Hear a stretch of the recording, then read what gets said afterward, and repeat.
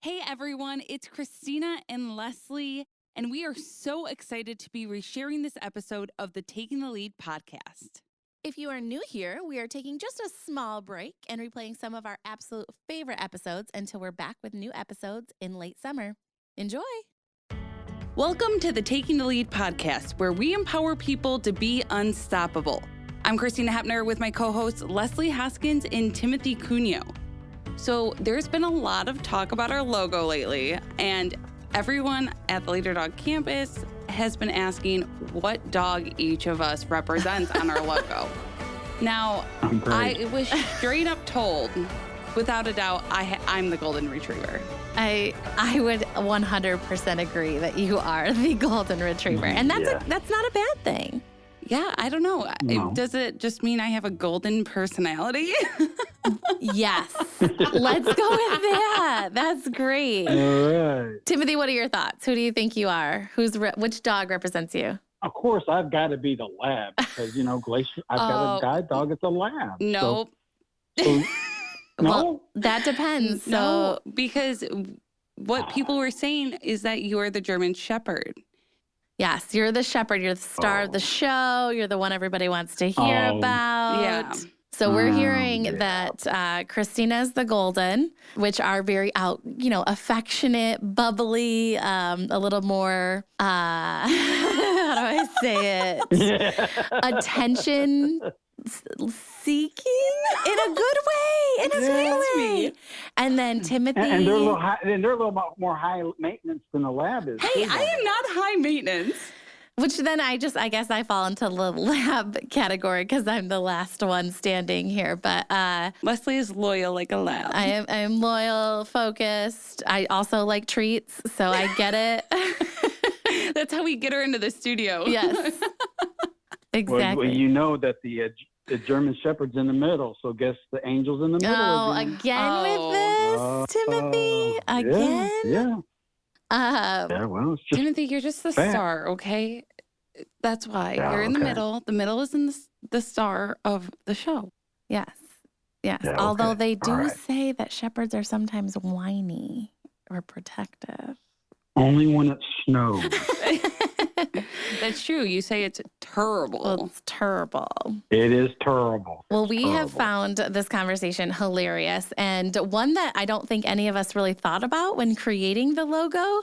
But it has come up several times recently of people stopping us in the hallways and saying, like, so who represents who? Which dog are you? And we just crack up laughing because that, we didn't think of that. So Yeah, I never knew that multiple people would tell me I'm the golden. people are adamant that you're a golden. It is very strong opinions on that. Oops. So we'll have to ask our listeners. So if you guys have any ideas Yes. of who you think represents which dog, let us know. Either Yes. email us or post on Facebook or something like that, because we're finding this debate very, very interesting. Yes. Lots of fun. But today we are so excited because we are welcoming Kayla and Zach Penzone back to the podcast. I can't believe we convinced them to join us again. And this time we are having their mom, Janine, join us to add in her perspective as a parent and a soon-to-be professional in the field of blindness. Yeah, we learned about Kayla and Zach in season 1. And if you haven't listened to that episode, go back and listen to the one titled Don't Be a Zach. They are siblings that both have leader dogs, and their mom, Janine, is currently in school for orientation and mobility, or also known as white cane training. Well, I'm excited to have all three of you here, Zach and Kayla. Like they've been on the earlier podcast, and we learned about their the events up to their diagnosis. So, Janine, right off the bat, when did you first notice their limitations on their eyesight? Well, thank you for having me. I guess it's kind of twofold with the kids. Zach, when he was toddler age, he, I think he did, you guys talked about this last time a little bit.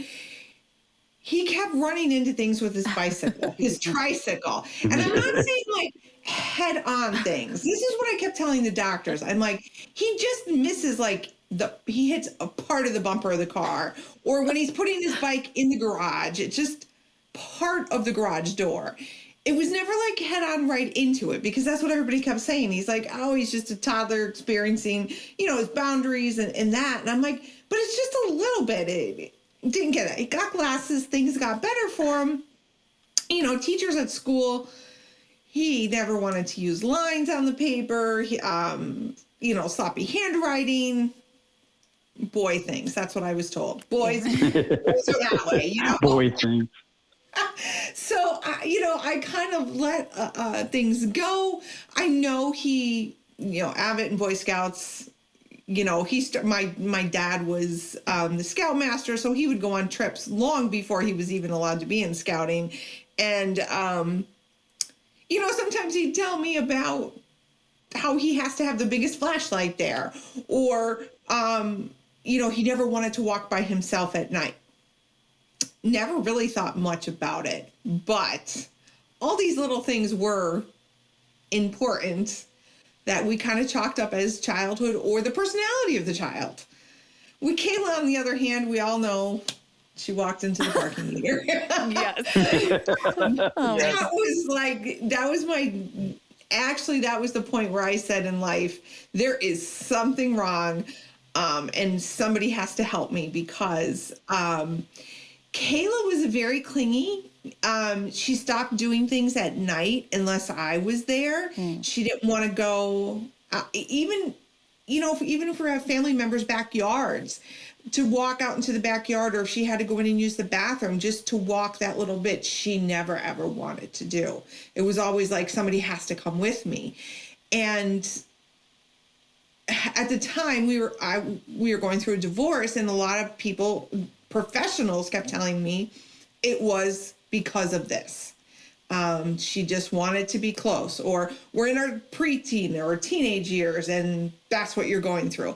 This didn't just one day go to the doctor and say, this is what they have. This has been years of bringing small things to the doctor and them having some other rational explanation. So then I'd be like, okay, well then maybe I need to step back and let them be and discover who they are.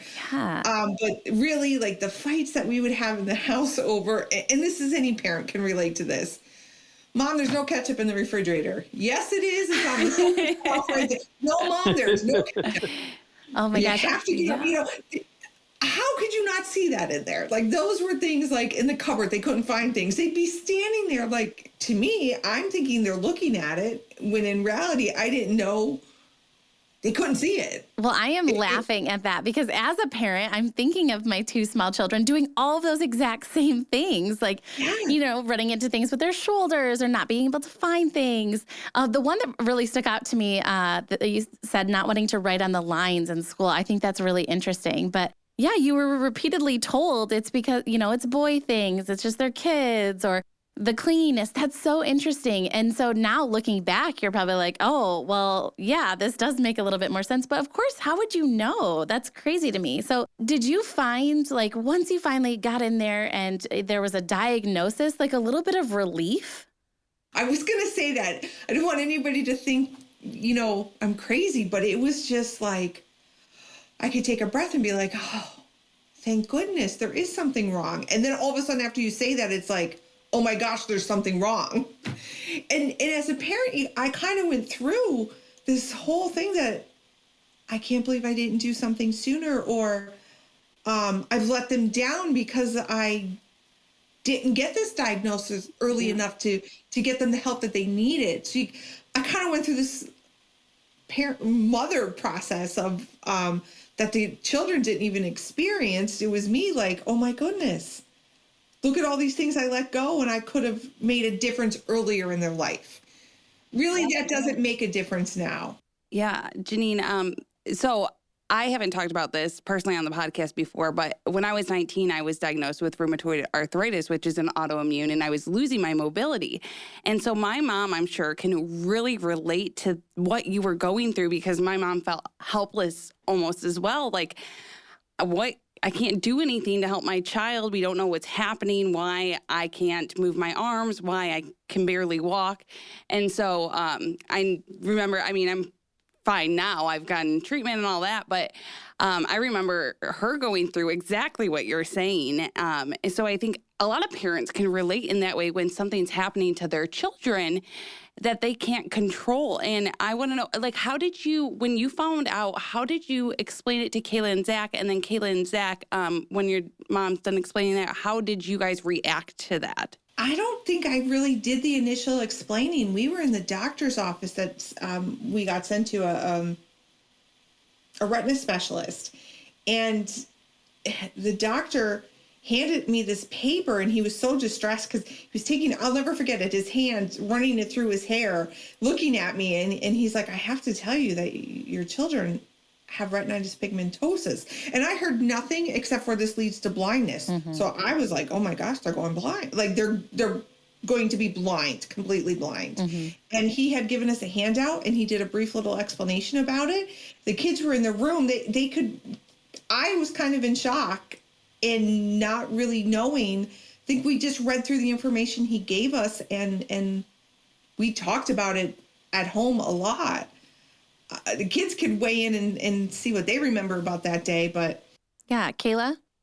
Personally, I feel like I really just remember hearing the words retinitis pigmentosa and RP as the abbreviation. At the time I was 14, so I didn't really know what all of the words meant. From that perspective, the doctor was also like on the older side, and we were pediatric at the time, so he didn't really have a great way to explain it to a pediatric patient. So he didn't really know how to explain it to a child.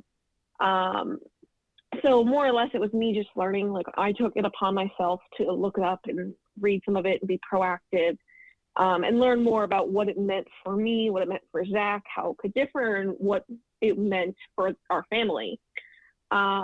So I'm sure they'll talk about it at some point, but we all went through a grieving process at some point, and learning and experiencing. I know personally for my grieving process, went into somewhat of a depressive episode just as learning and experiencing it and understanding all of that. But then again, it was a day that I don't think any of us will forget, because one, it gave us peace of mind knowing, hey, I'm not just a clumsy child. I don't just walk into things. There's a reason behind it.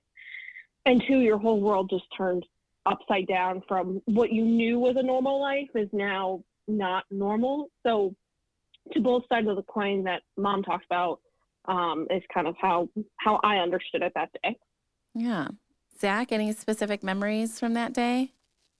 Yeah, I was, 16 with my learner's permit, learning how to drive, and almost 17 at that time. And it was a little bit after Kayla.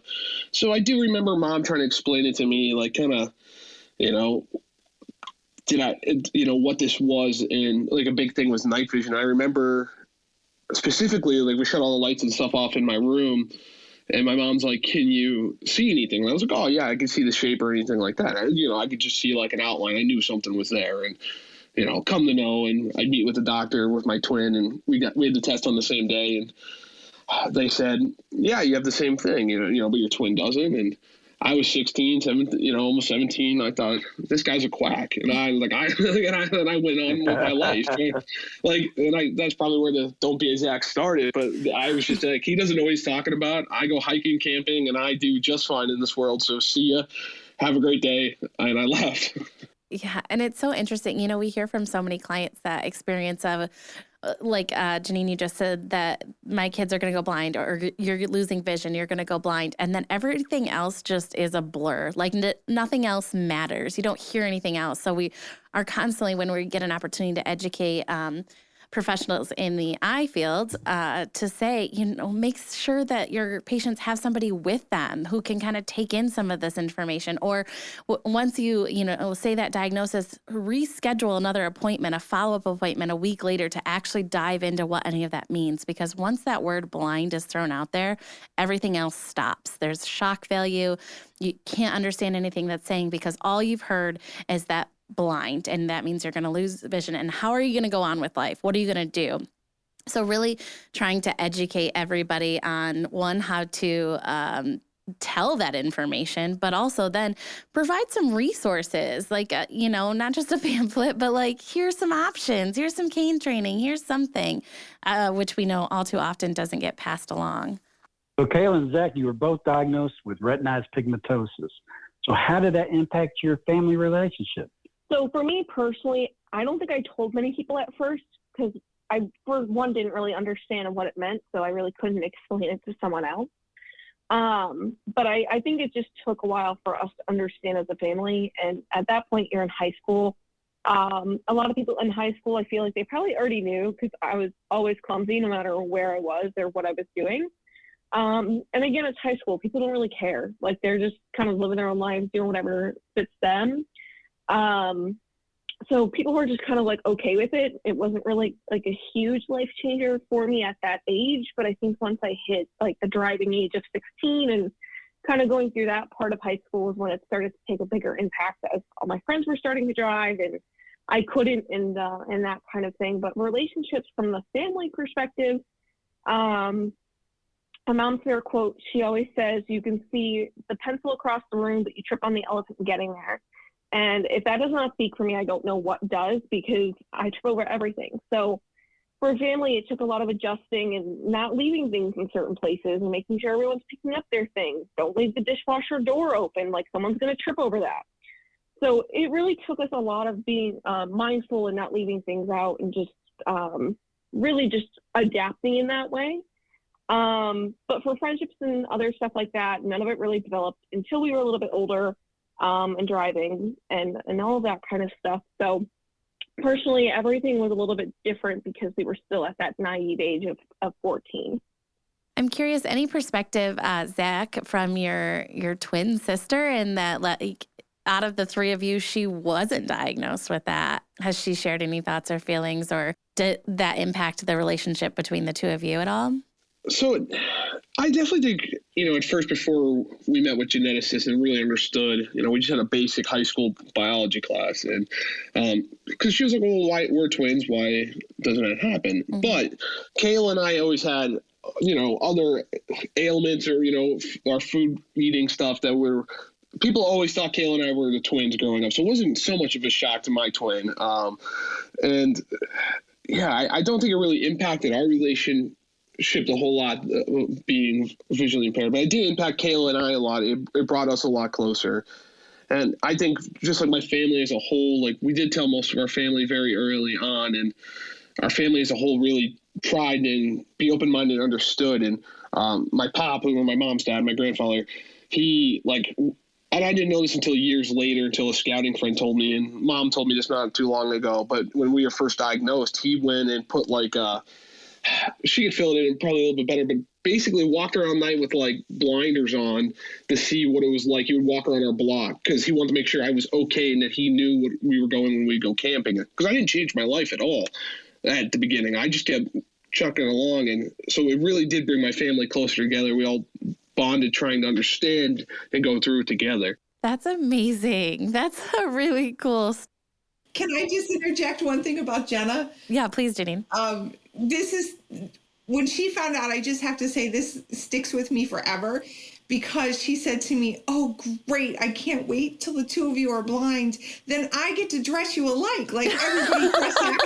Yeah. We're not going to tell you what you're wearing. The two of you are going to be dressed alike. And so it kind of made fun of the light of the situation, but that is like a moment that sticks out from Jenna's perspective. She's like, yes, she played the perfect sister role. That's what sisters do. Yeah. That's awesome. That is so funny. And I love that story about your pop. That's really cool. And you can tell the love there and trying to understand so that making sure the experience was still going to be good for you. I think that's really special.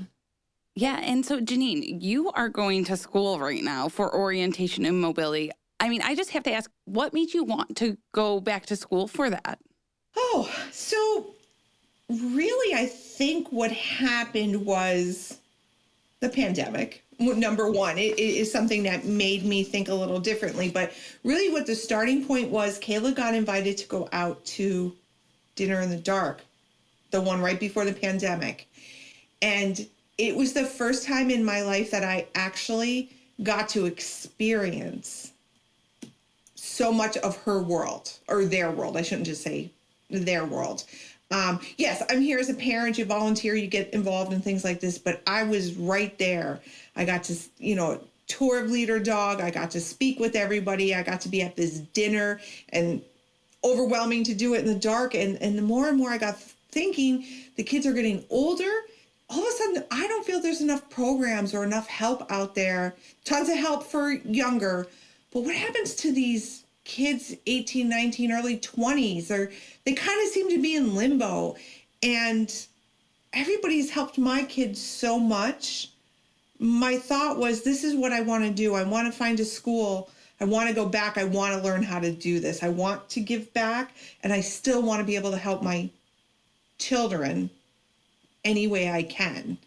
And thought was, I don't know where they're going to end up in the world, but with this kind of job, it's kind of flexible. I can, go somewhere. If they're all going to live on, the West Coast or wherever, I can still be there, because I still struggle some days with trying to figure out how their whole life is going to play out.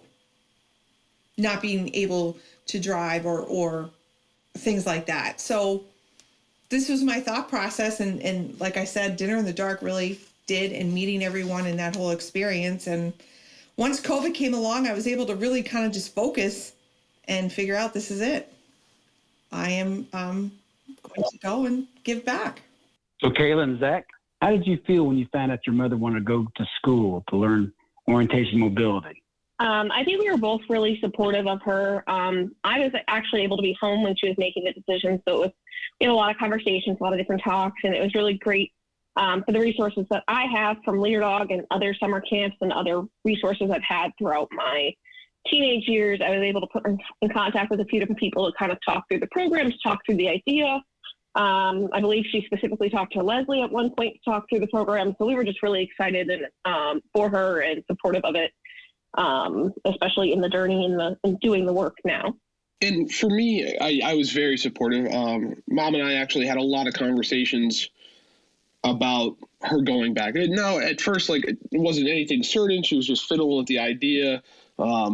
But we had a lot of conversations. I'm going to age her a little bit. She's probably going to be grumpy. She did the conversations were, could she do this? Could she do college in the 21st century? Because she graduated in 95. So it's a 26-year hiatus from education and being in the workforce and having 3 kids and living a life. And, I told her, absolutely, you are adapted so much in your life from, becoming a single mom, 3 kids with ailments. These are going to school and learning how to use Microsoft and PowerPoint is trivial compared to that. So we had a lot of conversations like that, but I was very happy and excited for her. And, there's a lot you could do with O&M just besides, Leader Dog, and something that she really wants to do is VRT stuff. And I'm not really sure all what it entails, but I'm just so thrilled every day to hear her excited about this new passion in her life and wanting to start this new career. That's awesome. So, Janine, Zachary just mentioned a VRT, and it's not something that we have mentioned or talked about much on the podcast yet. Do you mind explaining that a little bit? No, so VRT is Vision Rehab Therapy, and that is basically most places it's itinerant, going out to the homes and showing people how they can live their daily life easier, basically, whether by organization or tasks, reading medications, just little things by labeling or organizing, how they can become more efficient in their home as their vision is declining. Yeah. Or if they've completely lost all of it. So I've just decided to add the VRT portion onto the program. Once you get in there, it's all so exciting. I get it. All those daily living skills, and those are huge. They're so impactful on people's lives. I think that's awesome. So I'm curious now, Janine, that you've been in your program for a while now. Are you correcting any cane techniques at home or anything like that? No, I did. So I actually won't have my cane techniques until June ago. Okay. So I haven't, it's all been bookwork. So I will have 8 weeks of just all cane coming in June. So watch out, Zach and Kayla. Oh, yeah. I'm glad I'm not them. I am so glad I'm not them. But to piggyback, the bookwork is very helpful, because it's stuff we missed in the early years of, learning different skill sets. Because she'll do something, she'll FaceTime me because I'm in Harrisburg and she's back home. She's like, check this out with you can tell if someone's farsighted or nearsighted, but little tips and tricks, those books, the fundamentals that we didn't get. So it's really cool to get that information now too when she learns it. Absolutely. And part of going to school to get your master's in orientation mobility is actually being under a blindfold and learning all of these cane skills. So I'm sure, Janine, you are going to get such a perspective and even more empathy than you already have of actually having to put on the blindfold yourself and learn all of these cane skills and crossing streets and doing all of these things that your kids do all the time. Yes, I thought, dinner in the dark was a pretty eye opener, just doing those few things. And then a VRT class I had taken, we actually at the end of the class had to go to a restaurant, blindfolded, order, pay, and all of that. So just to have that knowledge of, wow, these things are doable, but difficult. So it kind of gave me hope to see, like, yes, there are so much resources out there that you can help a person with blindness. They just need to ask for the help or find somewhere that they can get the help, because you can live a very independent life if you have all these right skills. So it's exciting. Yes, that is amazing. I'm curious, how long do you go to school for this, for a master's degree, and where are you at? Okay, so I'm at Salus University, which is Elkins Park, Pennsylvania. It's a little bit outside of the city of Philadelphia. And the program is 2.5 to 3 years. It's depending on how you do your internship, if you can do it during classes or not. So that would be the extra semester. It is 500 hours of field service.